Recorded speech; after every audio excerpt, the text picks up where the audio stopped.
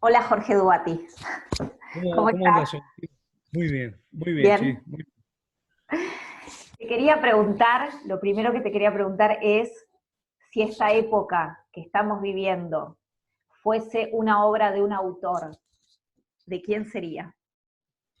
Uf, es, son muchas variables, ¿no? Viste que hay es como un espesor de época, ¿no? Con distintas líneas, porque por un lado está el clima de de la cuarentena, de la pandemia, que realmente es una obra de terror, ¿no? Sería una especie de obra de Metterlink, de la primera etapa de Metterlink, el, el- el famoso teatro estático, ¿no? Donde se supone que los espectadores tenían que estar horrorizados frente a la manifestación de una catástrofe mundial, sagrada, como se dice, lo hierofánico, ¿no? Por otro lado, estaría otro plano, que es el plano de lo político, ¿no? Con todo lo que esto significa como un posible cambio mundial, ¿no? Como una crítica tremenda a la responsabilidad de los, digamos, de quienes están al frente de los grandes países y en ese sentido lo veo más como una obra mucho más esperanzada, ¿no? Como casi te diría teatro político con perspectiva pedagógica de transformación del mundo, ¿no? Sería como una obra moderna, no como la de Metterlink, ¿no? ¿Un Eh, enemigo del pueblo podría ser? ¿Un Ibsen? claro, por ejemplo, una obra de Ibsen, ahí está, sí, yo lo veo a Alberto Fernández dando ¿cómo se dice?, sus comunicaciones, donde se va extendiendo la cuarentena y mi sensación es estar viendo una obra de Ibsen, ¿no? Un drama moderno, lo cual me Claro. pone muy contento, te digo, Mm. porque habla de esta utopía del teatro de influir en la realidad, ¿no? De poder transformar el mundo, ¿no? Ujú. Este, pero, y habría otro plano, creo yo, que es este plano de la naturaleza que avanza, ¿no? Que es tan impresionante esto que está pasando de los lobos marinos en Mar del Plata, los delfines ¿cómo se llama? En Venecia. Venecia, el águila de cola blanca que aparece en Inglaterra después de no sé cuántos años que no se la veía, ¿no? Hay como una suerte de imperio, un regreso de la naturaleza, una suerte de manas o de fuerza tectónica, y eso sería una obra de Artaud, indudablemente, ¿no? Así que es una mezcla rara de Ibsen, Metterlink y Antonin Artaud. Yo sabés, te comparto esto que no puedo dejar de pensar en Edipo Rey por el tema de la peste, ¿no? Sí, sí, sí, tal cual, Ese tal rey que cual, se tal tiene que cual. enfrentar a esta peste que está matando ciudadanos y está como a contrarreloj para averiguar quién es el asesino del Ayo, porque si lo averiguara, cesaría la peste, dijo el oráculo, ¿no? Exacto. Pero en vez de cazar al Sí, asesino del Ayo, hay que cazar al asesino del planeta. eso, tal Bueno, cual. Sí, sí, sí, sí, está buenísimo. El otro día me grabó una clase el Instituto Nacional del Teatro y me pidieron que hablara de representaciones de la peste en el teatro argentino, mm, justamente. Y bueno, una de las cosas que trabajé es este tema de la- las versiones de Edipo en la dramaturgia argentina, ¿no? Y sobre todo la idea de esto que decías recién, de la peste como responsabilidad humana, ¿no? Porque el responsable es Edipo de la sí. peste, como se llama, en Tebas, y yo creo que en buena parte esta peste es responsabilidad del rumbo terrible que ha tomado el planeta en las directrices del capitalismo, ¿no? Realmente yo diría que Trump, no sé, Bolsonaro, este, y muchos otros más serían los Edipos de esta peste, ¿no? Esa idea es muy interesante, ¿no? Eh, pero también hay otra línea, yo por lo menos encontré cuatro líneas, ¿no? De la peste en el teatro argentino. Una es esta, de la peste como responsabilidad humana. Eh, Otra es la peste como la manifestación de algo incomprensible, algo que escapa a lo humano, ¿no? Que tiene que ver con lo hierofánico, lo que decía Artaud, ¿no? esta idea de lo ganz andere, ¿no? Lo radicalmente otro, ¿no? Lo que es cruel. ¿Ves? ¿Te acuerdas que él hablaba de esto del teatro de la crueldad? Sí. Es cruel porque viene a destruir las estructuras de lo familiar, de lo conocido.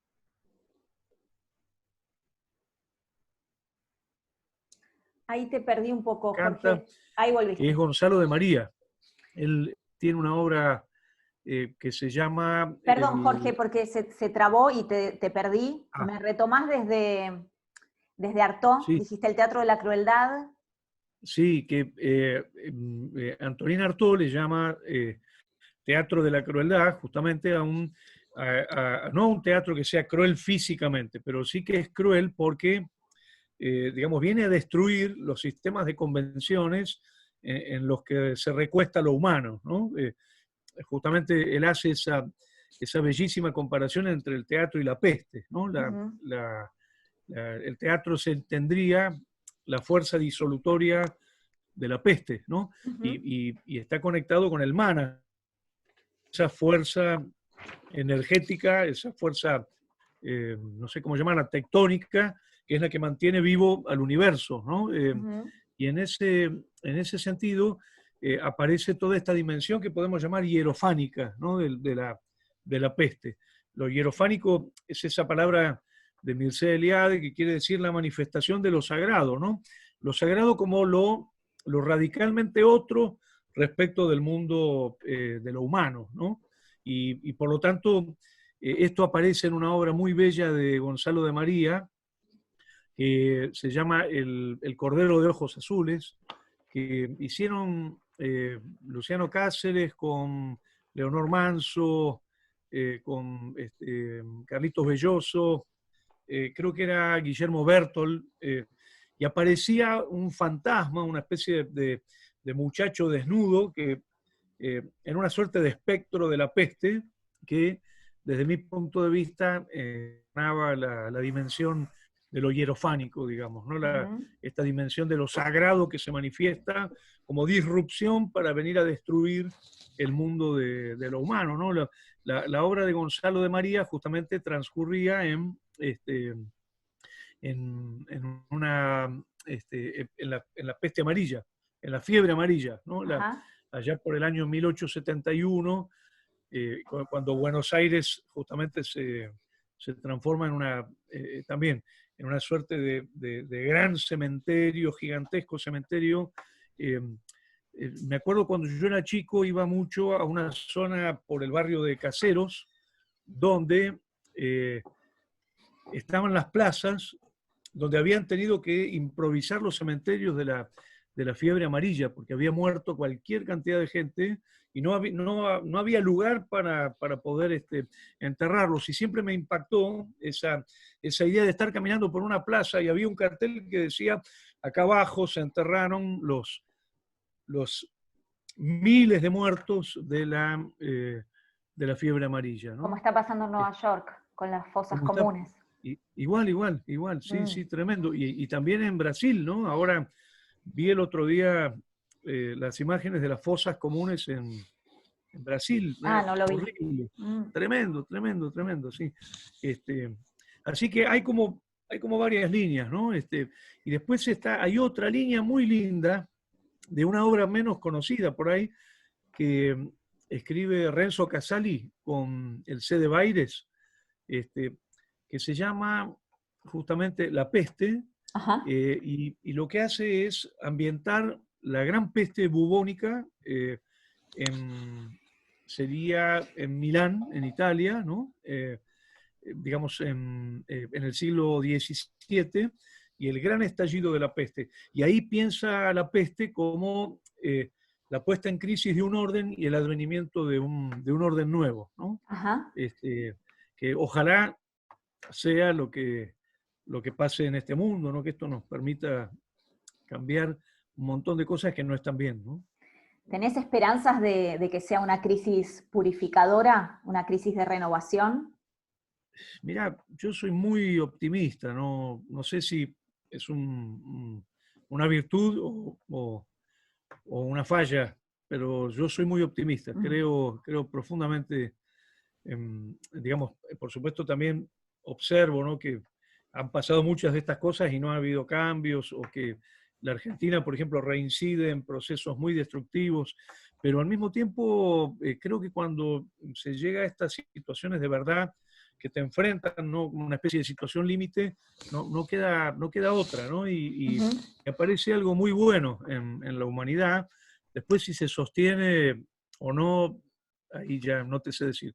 Pero yo le tengo mucha esperanza. De hecho, estoy viendo comportamientos sociales, culturales, realmente muy positivos que han aparecido con todo este movimiento de la cuarentena, ¿no? Ujú. Y en ese aspecto, sí, sí, yo le tengo mucha confianza. Vamos a ver si la historia me da la razón o no, pero creo que, a ver, el otro día, no me acuerdo quién lo decía esto, lo escuché en la televisión, eh, creo que fue Darío Stanzreiber que lo dijo, que situaciones como esta, que son situaciones límite, eh, sacan lo peor de la peor gente y lo mejor de la mejor gente, ¿no? Y Qué bueno, lindo. creo que Mm. en ese sentido, eso bueno que aparece es muy potente, ¿no? Ujú. Yo el otro día charlaba en una de estas charlas, como la que estoy teniendo con vos, con Andrea Garrote, y le decía, estaría bueno que en este espacio tan especial, tan crítico que estamos viviendo, se hicieran un listado de problemas planetarios, porque siento que ahora está todo puesto en el virus, pero también cuánto hace que nos están diciendo a todes el agujero de ozono se está agrandando, cuánto hace que Sí, sabemos que los autos dañan el medio ambiente y los autos no paran de aparecer en las calles ya casi atropellando a los seres humanos, ¿no? Porque no pueden ni frenar de la cantidad que son.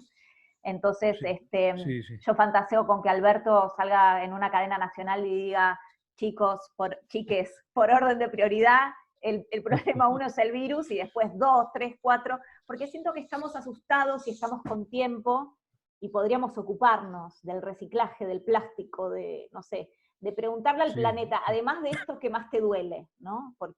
De qué otras cosas nos podríamos ocupar? sí, Es muy utópico, no sí. sé. No sé si es Está muy... bueno, está bueno. Ojalá que salgamos de esta emergencia que estamos viviendo, ¿no? Y nos permita empezar Mm. a movernos de otra manera, Sí, ¿no? a entender que somos Porque parte de, entender que somos parte del tejido del universo y que no estamos separados de él, ¿no? Hay un llamado exacto, a la unidad cósmica, digamos, muy dionisíaca, sí, ¿no? De indiferenciarte, de entender que sos parte del todo, eh, que estaría bueno escuchar. Hablando de Dioniso, sí. mirá lo que pensé para nuestra charla. A Pensé ver. en hacer un recorrido, te voy a exprimir totalmente, en Uh. hacer un recorrido desde el teatro griego, que es cuando nace el teatro, y que vayamos avanzando en la Ujú. historia y que vos hagas las paradas. Digo, recortando los momentos que te parezcan más importantes del teatro y también que elijas una obra, digo, de los griegos, por ejemplo, yo elegiría Edipo, ¿no? Decir cuál para vos es Ujú. la paradigmática o la que te guste más o la que te parezca pertinente hoy y que vayamos haciendo ese caminito y para ir preguntándote cosas, ¿no? ¿Te interesa? ¿Te suena Está divertido? bueno, dale. Sí, me encanta, me parece divertidísimo. Qué bueno, qué Eh, bueno. Muy complejo porque, viste, hay mucho, Es mucho para enorme. hablar, pero Sí, hay que hacer un recorte, hay eh, que hacer un recorte. sí, Sí. Si empezáramos por los yo griegos, me ¿qué iría, dirías? mirá, yo empezaría, si te parece, empezaría un poquito antes Dale, de los obvio. griegos, porque viste que hay toda una teoría que dice que el teatro griego viene de África, ¿no? Que, la famosa Atenea Negra, ¿no? Que inspiraría, digamos, la cultura griega, que el riñón de la cultura griega vendría digamos, del corazón de África. Y en ese sentido a mí me gusta mucho una cosa que dice Tadeusz Kantor en su libro El teatro de la muerte, que habla del nacimiento del primer actor, ¿no? Que cuando, cuando por primera vez alguien se presentó como actor frente a una comunidad, él dice que fue un momento absolutamente revolucionario, ¿no? Es la aparición del primer actor, que lo podemos pensar como un bailarín o como un narrador o como un mago, no, digamos, en sus múltiples posibilidades, ¿no? Indudablemente el origen del teatro es una poligénesis, ¿no? Son muchos orígenes al mismo tiempo. Pero lo que me gusta mucho de ese origen es ese momento revolucionario en el que hay un ser humano que asume el lugar del actor, ¿no? Y que yo me fantaseo que eso pasó en muchos lugares al mismo tiempo, ¿no? Que estaría pasando al mismo tiempo en las culturas en África, en Europa, en Asia, en Japón, en América, ¿no?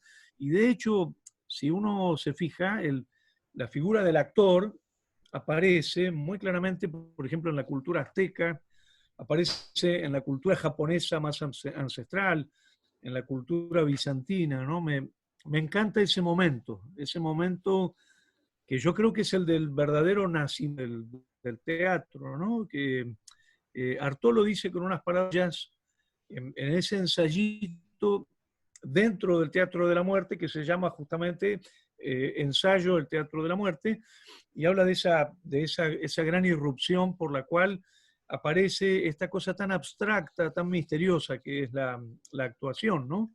Y que como la construcción de un mundo paralelo, ¿no? De un mundo paralelo con el cuerpo, con el propio cuerpo. Es decir, es como si yo en este momento, en vez de decir soy Jorge, digamos, empezara a decir, no sé, soy Soy de Próspero, Cuba, ¿no? sí. Soy de Cuba, y en esta isla, y ahí aparece algo revolucionario, ¿no? Entonces, a mí me gusta mucho ese momento en el que fantaseo con Tadeusz Kantor el origen poligenético, digamos, ¿Y lo ubicás en algún del actor momento ancestral. histórico? ¿Pensás fue por tal época?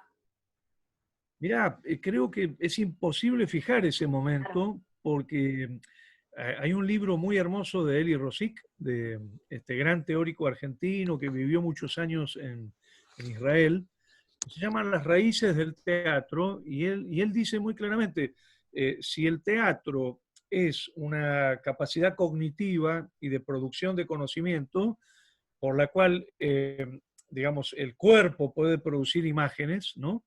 Mundos paralelos al mundo, va a ser imposible encontrar un momento eh, determinado para esto, porque, digamos, Homero ya es el resultado de siglos de esa práctica, ¿no? O no sé, o los cantantes populares serbios, o los actores japoneses ancestrales, ¿no? Algo parecido pasa con los títeres, ¿no? Que dicen que el primer titiritero nació cuando un ser humano empezó a jugar con su sombra, ¿no? ¡Ay, qué Empezó lindo! a construir imágenes con la sombra. Bueno, va a ser imposible saber cuándo, ¿no? Y está bueno pensar en esos orígenes remotos que están muy vinculados a lo que Barba llamaría la antropología teatral, ¿no? Es decir, hay algo donde lo antropológico y lo artístico no se pueden separar, ¿no? Ahora, Jorge, si de ¿y ahí qué? me voy a los griegos, Te hago una pequeña parada. dale. ¿Qué pensás que hay en la psiquis humana que tiene esta necesidad de ponerse en el lugar de otro, en jugar a ser otro? Mirá, voy a repetir lo que dice Eli Rosic en este libro bellísimo, que dice que el teatro sería una suerte de categoría trascendental. Es una forma de conocimiento del mundo a partir de un caso muy interesante de ficción, ¿no?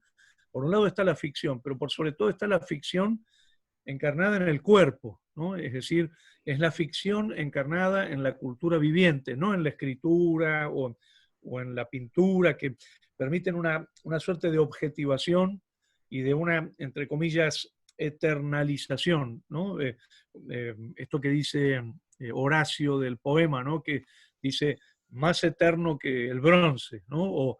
o que se dice de la escultura o de la pintura, que perdura más allá de quien la pintó. En el caso del teatro hay algo maravilloso que es esto de la ficción encarnada en un acontecimiento efímero, ¿no? Y eso no es una falta, eso es algo muy hermoso porque es justamente encarnar lo eterno en lo efímero, ¿no? Y, y es poner en primerísimo plano la condición de existencia, ¿no? La condición del tiempo, la condición de la muerte, ¿no? Yo creo que hay algo muy interesante del teatro que no lo tiene el cine, que no lo tiene ninguna de las tecnologías que permiten la cultura in vitro, digamos, ¿no? El teatro sería una cultura en vivo, ¿no? Y es justamente la idea del duelo, ¿no? La experiencia de la pérdida, que, a ver, no tiene que ver con lo que dice Freud del duelo, cuando Freud dice que el duelo es fundamentalmente sustitución, ¿no? Trabajo de duelo como mecanismo de sustitución, sino tiene que ver con una transformación de la relación con la ¿Cómo muerte. sería eso del mecanismo de sustitución? Mirá, a ver, por ejemplo, si lo simplificamos Sí. muchísimo, el duelo consistiría, digamos, para no transformarse en patología, o sea, para que el duelo no se transforme en melancolía, Exacto. lo que hay que hacer dice Freud, es trabajo de duelo. Y en principio, una de las formas del trabajo de duelo implicaría la sustitución. Por ejemplo, suponete, perdimos la puesta en escena de Antígona, de Sófocles, en el siglo V antes de Cristo, lo perdimos porque no hay forma de mantenerlo. No solo porque no había video o fotografía, sino que porque tampoco el video o la fotografía alcanza para registrar el acontecimiento teatral, ¿no? Pero conservamos el texto, por ejemplo, ¿no? La literatura. Entonces, ahí tendríamos un proceso de sustitución que favorece el trabajo de duelo. Decimos, Bien. bueno, se perdió esto, pero conservamos esto otro que nos permite la construcción de una memoria, etc. Esa sería una posición frente al duelo, ¿no? Pero aparece después un gran teórico que se llama Jean Alouche, Sí. en un libro increíble, El Erótica pequeño del trozo de duelo, sí. una maravilla. Lo Creo que el amo. título completo es Erótica del duelo en tiempos de muerte seca, que el tipo dice, no hay sustitución. Digamos, la pérdida es pérdida a secas, por eso él dice muerte seca, ¿no? La muerte es muerte a secas.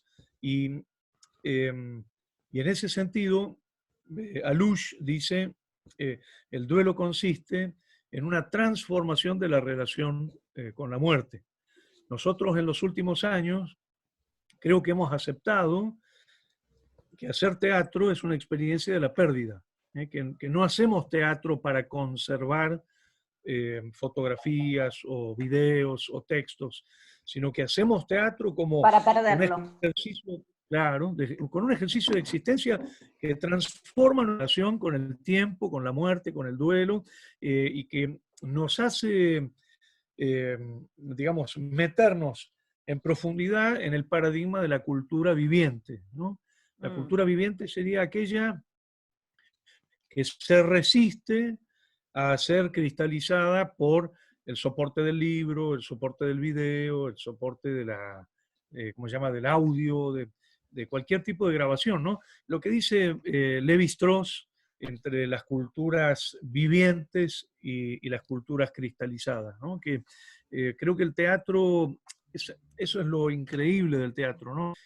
Que es una epistemología de la pérdida, ¿no? Y que nos pone en primer plano con el acontecimiento de existir, ¿no?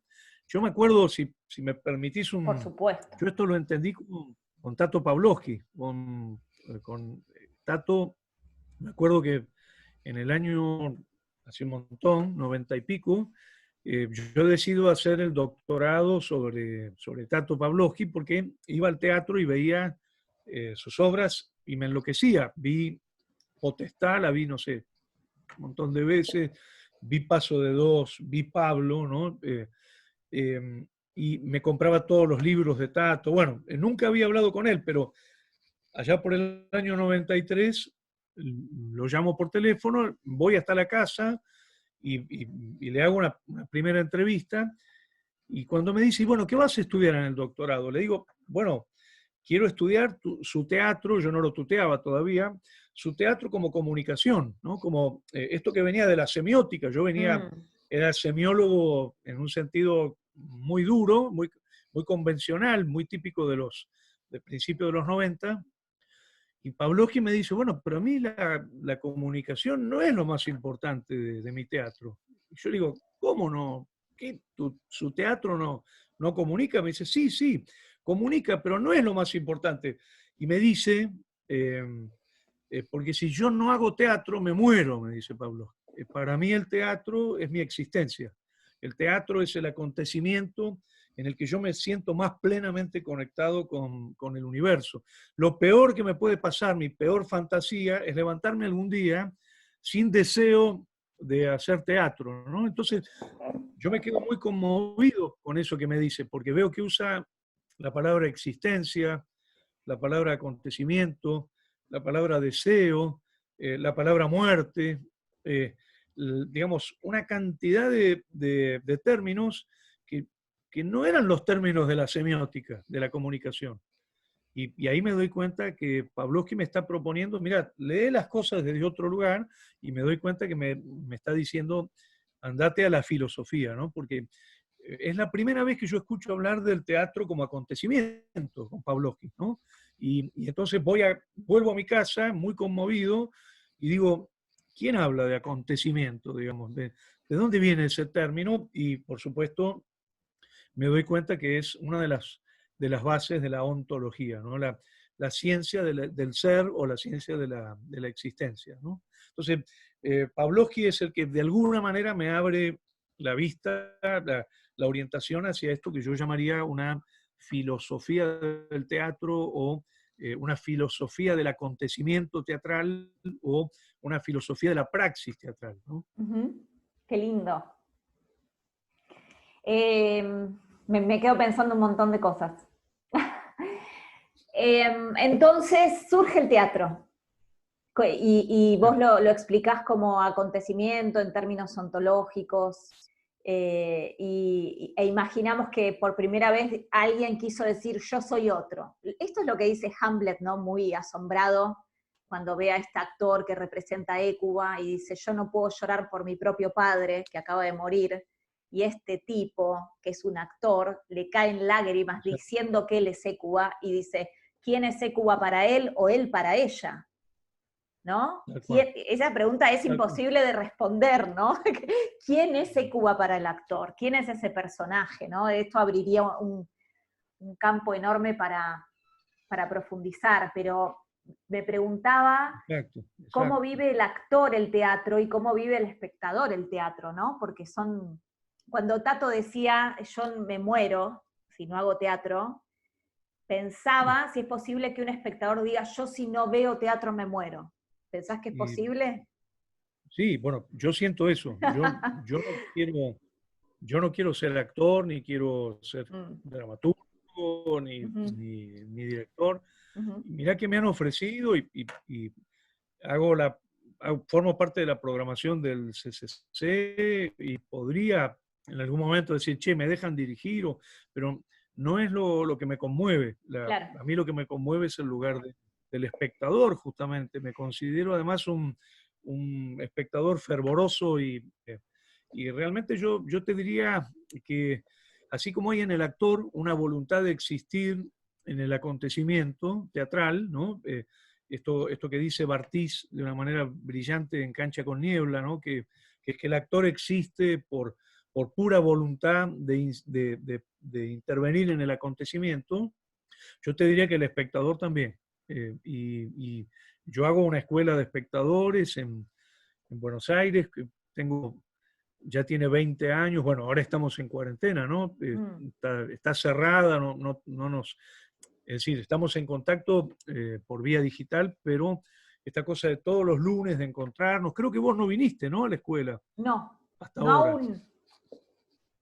Bueno, son un montón de espectadores y espectadoras. Somos desde el año 2007, son 340 personas y hay una lista de espera como de 1000 y pico de personas. Pero yo lo que noto cuando llego el lunes, la hacemos ahí en la, ¿cómo se llama? En la sala Solidaridad del Centro Cultural de la Cooperación. Yo entro a la sala a las 5:15 en punto, nunca llego tarde, siempre estoy ahí firme, llueva, truene, pase lo que pase. Insisto, ahora no, está todo cerrado, obviamente, pero cuando podamos volver, ya estaremos ahí firmes de nuevo. Pero una de las cosas que más me impresiona, es ver a la gente ahí reunida, porque digo, ¿por qué están acá? ¿No? Wow, Y creo que es la pasión del espectador. ¿Eh? claro. Y aclaremos, no es la única escuela. Yo ya abrí, o sea, contribuí a abrir, son 34 escuelas de espectadores. La última que abrimos la abrimos en Francia. Y, y en Francia empezó con 200 alumnos. Cuando yo empecé en Buenos Aires éramos 8 nada más. En cambio, la escuela de espectadores en La Rochelle, en Francia, empezó con 200 tipos. Fue una cosa, yo no la esperaba. Qué hermoso. Esto quiere decir que hay pasión de espectadores. Los espectadores, así como decía Bartís, ¿no? El actor existe por voluntad de existir en el acontecimiento. Yo te diría que el espectador también. ¿Sabés que Y más en Buenos Aires. el otro día hablaba con Osmar Núñez y me cuenta una anécdota preciosa que viene a cuento, que es que él estaba actuando y que siente, mientras estaba actuando, que alguien le agarra la mano. Y era un espectador que rompió el pacto, que dejó de mirar y se metió, como si cuando viste los que están en la tribuna de las canchas se meten adentro de la cancha para abrazar a un jugador. Sí, sí, sí. Y digo, claro, mirá lo compenetrado que habrá estado ese hombre, lo metido, lo que dijo, yo soy parte de esto, y lo materializo dándole la mano al actor que seguramente no lo pensó. Sí, está buenísimo, Impresionante. está buenísimo. Mira, si uno hace la historia de los espectadores en la historia del teatro y nos vamos a los griegos, ¿no? Sí, Volviendo a este tema el de los griegos, caminito, sí. hay un famoso, a ver, los griegos pintaron muchas cerámicas sobre teatro, ¿no? Hay muchas de actores, hay muchas de escenas de obras de teatro, pero hay una sola cerámica que tiene la imagen de los espectadores, ¿no? Que si tenés ganas, ahora te mando la imagen Sí, para ponerla, no sé si se sí, podrá sí, sí, sí, insertar. claro. Sí, eh, la puedo es, compartir. es el famoso vaso de Zófilo, que Ajá. es una cerámica donde se ve el público, ¿no? Hay unas gradas y la gente sentada en las gradas. Lo primero que llama la atención es que son todos hombres, no hay mujeres. Y aparentemente las mujeres no iban al teatro en el siglo V. O sea, tenemos datos de que empiezan a ir a partir del siglo IV antes de Cristo en Grecia, pero siglo V, si bien no está prohibido, en ningún reglamento dice está prohibido a las mujeres, no, pero no hay mención histórica de que las mujeres fueran al teatro.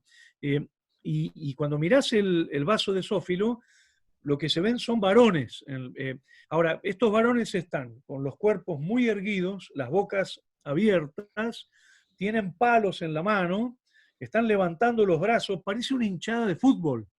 Entonces, esta idea que tenemos del espectador, que en la oscuridad hace silencio para dejar que se exprese la escena, en realidad eso no existió nunca, porque en el teatro el espectador es co-constructor del acontecimiento, ¿no? Exacto. La gran diferencia con el cine o la gran diferencia con la televisión o el radioteatro, ¿no? Que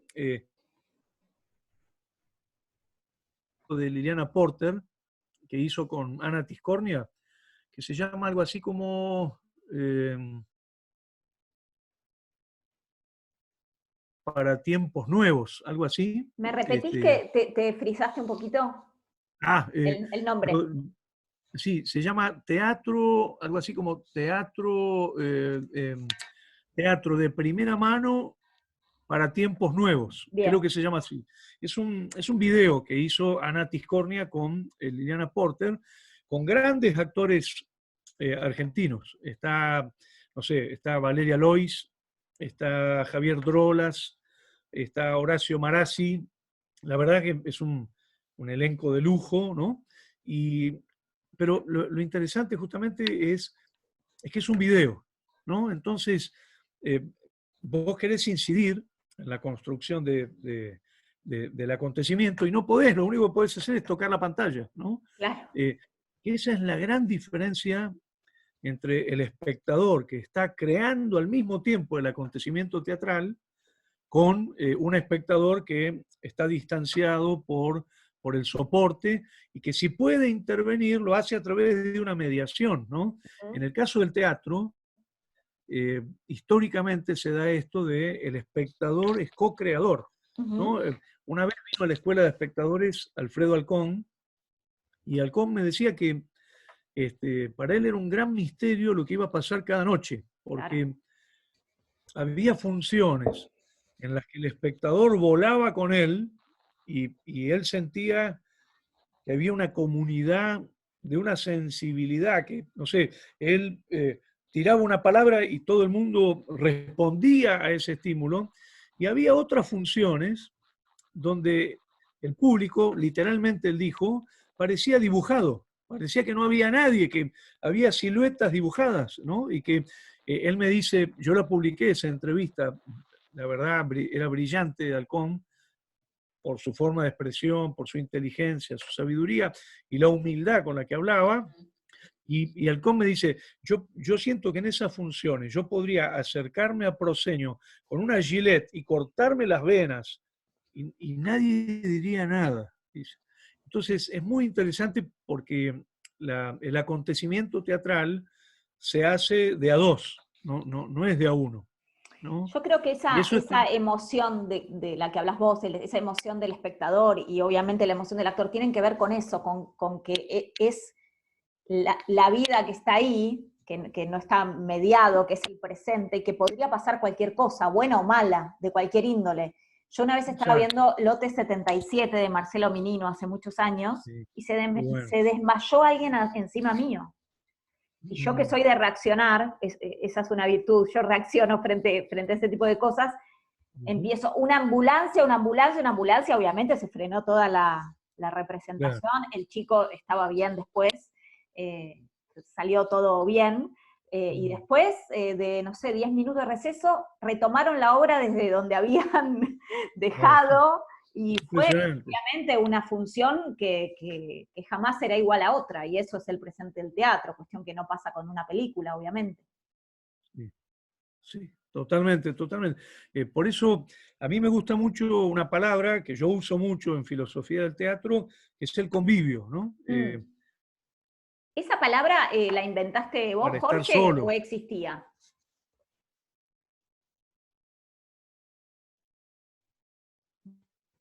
Es una palabra que viene del latín y que se usó a través de la historia de muchas maneras, ¿no? Por Ah, ejemplo, hay un famoso libro de Dante, el autor de la Divina Comedia, que se llama El Convivio, justamente, que el convivio es una reunión para comer y para tomar, ¿no? Eh, pero a mí me gustó mucho siempre la palabra en términos etimológicos, ¿no? Porque no solo implica esa idea de reunirse a comer con los otros, ¿no? Sino que también tiene mucho que ver con el banquete, ¿no? Con el simposio griego, ¿no? Sino que también tiene que ver con la raíz de la palabra, sería vivir con los otros. ¿Eh?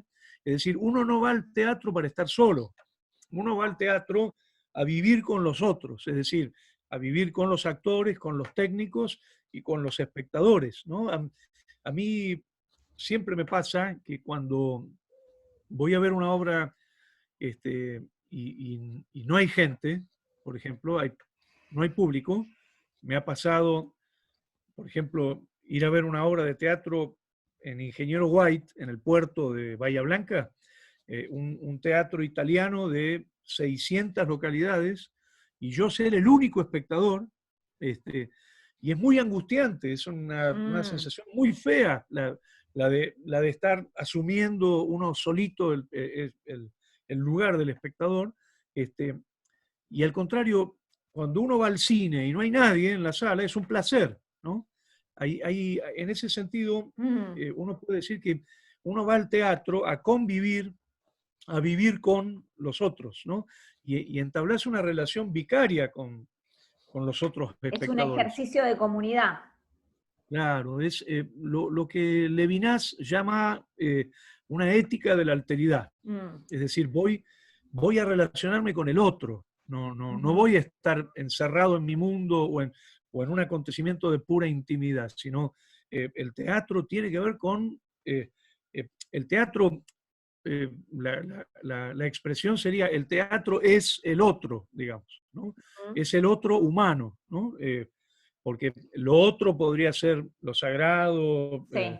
lo metafísico, un montón de cosas, pero la idea justamente es yo voy a vivir con los otros, ¿no? A ver, una diferencia clara está con la literatura, ¿no? Yo, por ejemplo, no sé, puedo agarrar este libro y leerlo solito en el fondo de mi casa.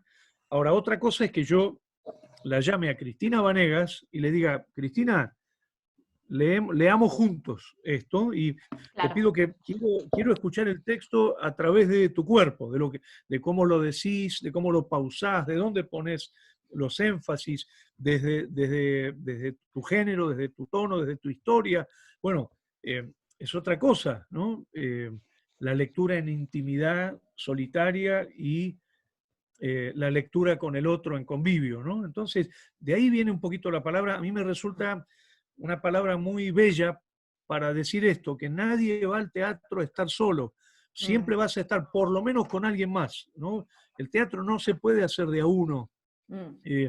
No puedo, digamos, hacerlo craneal solamente. Esta cosa de yo la imagino, yo la escribo, yo la actúo y yo la veo. No, necesitas por lo menos otro, ¿no? Esto lo dice Peter Brook, lo dice Grotowski, lo dicen todos, porque la base del teatro es esa relación con el otro, una ética de la De alteridad, la ¿no? alteridad. A mí me gusta mucho esa frase que dice Cristina, que es la patria es el otro, ¿no? Me encanta, me parece fabulosa. Y bueno, el teatro es el otro, ¿no? Hay algo ahí clarísimo donde uno sale al encuentro con el otro, al diálogo con el otro y a la resonancia con el otro. Mira, a mí una cosa que me fascina como espectador es percibir justamente la zona de experiencia con la gente que está sentada conmigo, ¿no? Desde el olor, el, el- el perfume que se pueden poner o el olor que puede haber. Por ejemplo, si estás en un espectáculo callejero, los olores son muy distintos a los olores de una sala de público burgués a las 9 de la noche, ¿no? Y, y por supuesto también estar percibiendo las reacciones del Los otro, ¿no? soniditos. Los llantos, Claro, los llantos, los suspiros. las incomodidades, incluso las Mm, palabras. Hay gente que mm. habla ¿Qué cuando habla? está viendo. Sí. O también tener la mala suerte de sentarte al lado de una persona que odia el teatro y que tal vez fue porque acompañaba a la mujer Sí, o que actúa lo el obligó. sobrino. Mm. Claro. Y vos ves que está incómodo, que se mueve, que se pasa media hora mirándote la oreja, en vez de estar mirando la escena, está mirándote la oreja a vos sentado al lado, y es de una incomodidad que te da ganas de agarrarte la trompada. Pero es Pero parte eso del es, convivio. eso es el convivio, eso. Y Claro. cómo cambian los convivios, por ejemplo, cuando, a ver, yo he visto óperas en el Colón, la misma ópera en una comunidad indígena en México, por ejemplo, ¿no? Y ver que el cambio estaba dado no por el texto de Verdi o la música de Verdi, sino por la composición del acontecimiento, ¿no? Era otro planeta, eso no era el mismo Verdi que yo había visto en Claro. como se llama, en el Metropolitan o había visto en el Teatro Colón. O, por ejemplo, ir a ver al San Martín una función con público adulto a las 9 de la noche y con público adolescente que traen las escuelas a la tarde, por ejemplo. Y ahí te das Otra cuenta, obra. claro, la base del acontecimiento teatral es el convivio, Ujú. la composición del comportamiento de ese banquete, ¿no?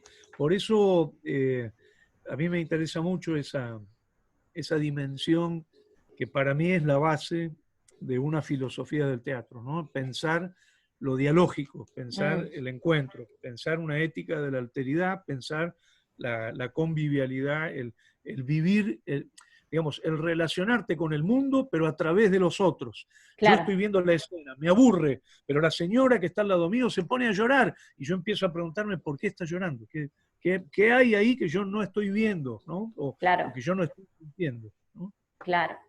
Me surgen un par de cosas para decirte. Me haces acordar, eh, eh, cuando yo era muy jovencita, tenía 20 años, me fui de gira a México con una obra de Ana Alvarado. Ah, Y, mira.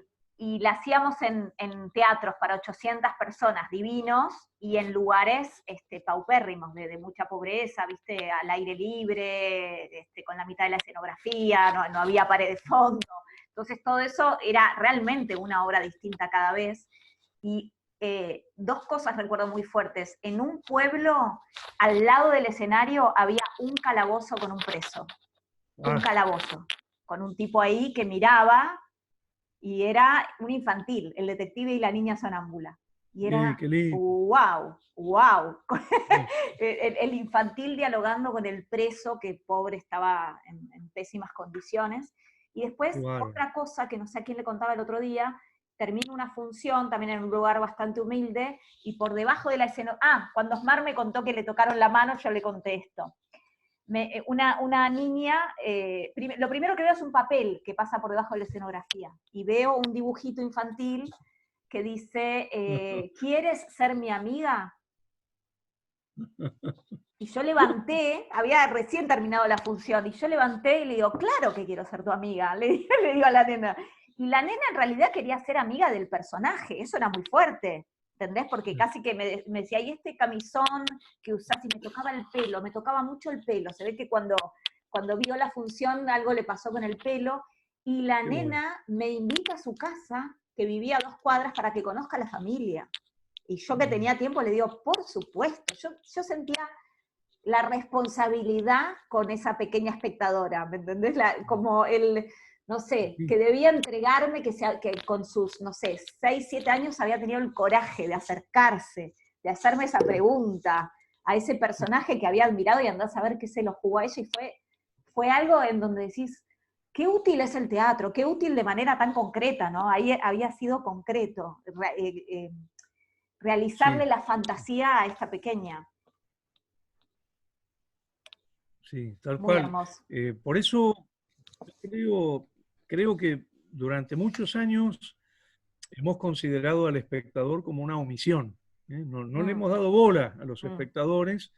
Si vos te fijas en las historias del teatro argentino, no sé, la historia, las clásicas, hablan de dramaturgia, actores, Sí, el teatro está salas. en el escenario. El teatro Claro. está en el escenario. Y esto te quiero preguntar, ¿la palabra teatro deriva de ese lugar del edificio teatral griego, digamos, que se llamaba teatrón? Que, o sea, el teatrón era el lugar donde estaban los espectadores, justamente. Sí, exacto. O sea, que la palabra teatro derivaría más del lugar del espectador que del lugar del escenario, que se llamaba skene, ¿no? No sé cómo se pronuncia en griego. Claro, la palabra teatro en griego es la palabra theatron, Mm, que originalmente nombraba la platea, a la platea, digamos, claro. un sector de la platea, ¿no? Claro. Ahora, etimológicamente, la, la palabra quiere decir mirador, ¿no? O sea, viene del verbo theaomai, que quiere decir ver aparecer, ¿no? Es decir, que el theatron sería el lugar para ver, el lugar para ver aparecer. Eh, Por lo tanto, en la palabra teatro están implícitas un montón de cosas.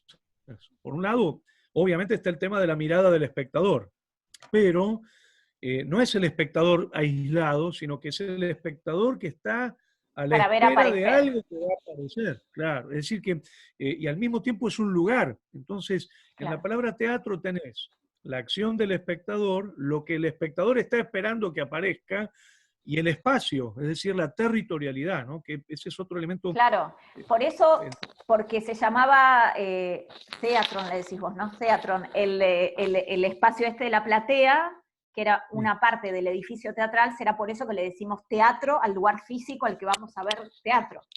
Claro, porque después se empieza a usar la palabra, digamos, para definir los espacios, es decir, deja de ser platea para transformarse En todo. los edificios, claro. Claro. Y es interesantísimo, si nosotros tradujéramos la palabra teatro, por ejemplo, suponete, esta noche voy al Teatro Nacional Cervantes, la palabra sería mirador u observatorio, es decir, nosotros tendríamos que decir, voy al Observatorio Nacional Cervantes o voy al Mirador Nacional Cervantes, porque digamos, la función es justamente la de ver aparecer algo que acontece en ese territorio Claro. y que, como dice Aristóteles en la Poética, acontece en los...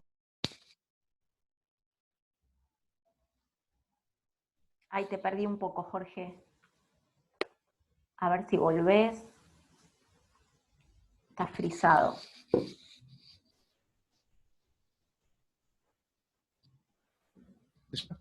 Espera, te perdí. No es solo la mirada. Perdón, pero te perdí desde que dijiste, como dice Aristóteles en la Poética. Que Aristóteles dice en la Poética que, digamos, necesitamos el cuerpo del actor, necesitamos, para que haya teatro, digamos, si bien él no usa la palabra teatro, Aristóteles no la usa en la Poética, pero la palabra ya se usaba, digamos, para definir los espacios teatrales, digamos, necesitamos la reunión del actor con el espectador y esa zona de experiencia territorial, ¿no? que tiene que ver con el acontecimiento, lo que hoy llamaríamos acontecimiento teatral, ¿no? Bien. Pero lo que quería decir es que es muy interesante esta idea de cómo en la palabra teatro, por eso es una palabra, es un tesoro esa palabra, vos tenés al mismo tiempo la idea de espacio, la idea de territorio, digamos, ¿no?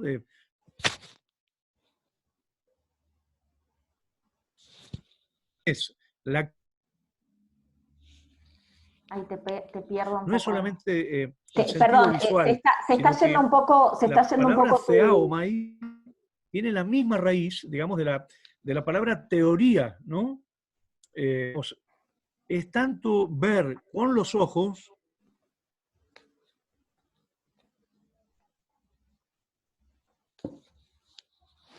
Ay, qué pena. La grabación. Sí, se está yendo, sí, te estás quedando bastante congelado. Por ahí se cortó a ver, el internet. A ver ahí. Estás Hola, frisado. Yo te escucho. Ah, se cortó. Bueno.